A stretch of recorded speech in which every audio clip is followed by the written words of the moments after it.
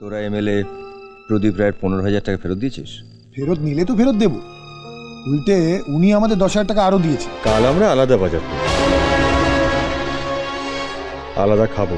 ছোট বোনটাকে মাংস খেতে দিয়ে ওর মুখের সামনে থেকে মাংসের বাটিটা তুলে নিলে। It's too much daddy. তোমার মতন একজন ডাকসাইটে নেতার ঘুম কেড়ে নিল সামান্য একজন অটোওয়ালা। ও সামান এত মাংস কে আনলো? স্বপন আর তপন আর চাকরি পেয়েছে, ওরাই মাংস কিনে নিয়ে এসেছে। তোরা এমএলএ প্রদীপ রায়ের 15,000 টাকা ফেরত দিয়েছিস? ফেরত নিলে তো ফেরত দেব, উল্টে উনি আমাদের 10,000 টাকা আরো দিয়েছে। প্রদীপদা বলেছেন উনি মাসে মাসে আমাদের 10,000 টাকা করে দেবেন। মাসে মাসে যে 10,000 টাকা দেবেন, তোরা কি কাজ করবি ওনার হয়ে? তা জেনে তুই কি করবি? আজ আমরা মাইনে পেয়ে প্রথম বাজার করব, তাই আজ তোকে মাংস দেব। কাল আমরা আলাদা বাজার করব, আলাদা খাবো। আমরা আলাদা খাবো শুনে মা বলে দিয়েছে কাল থেকে আমাদের জন্য আলাদা রান্না করে দিতে পারবে না, তাই কাল থেকে রত্না এসে আমাদের জন্য রান্না করে দিয়ে যাবে। রত্না? রত্নাকে? আমার বান্ধবী।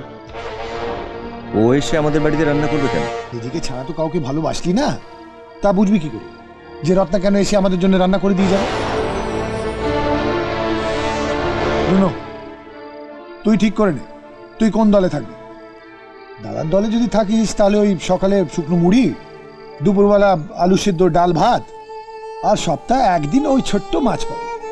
আর আমাদের দলে থাকলে স্বপন বলে দে। হ্যাঁ দেখ, আমাদের দলে থাকলে তুই ব্রেকফাস্টে পাবি পাউরুটি, কলা, ডিম সেদ্ধ, কোনো কোনো দিন অমলেটও পাবি।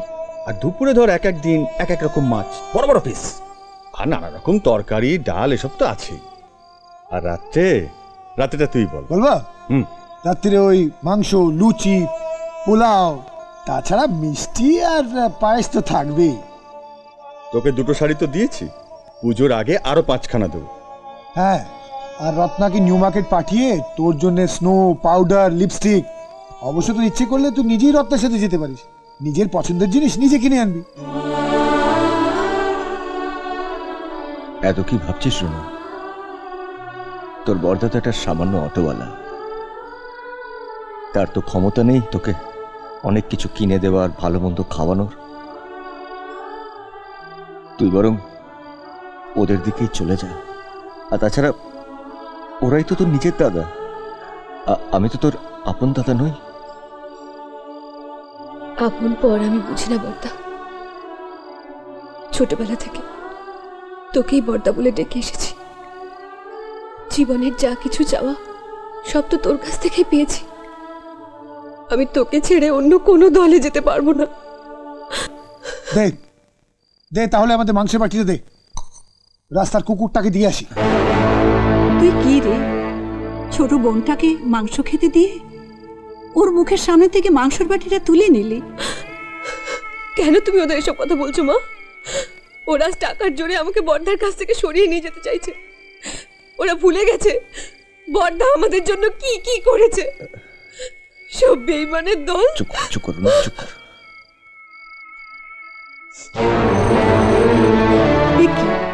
উঠছিস কেন?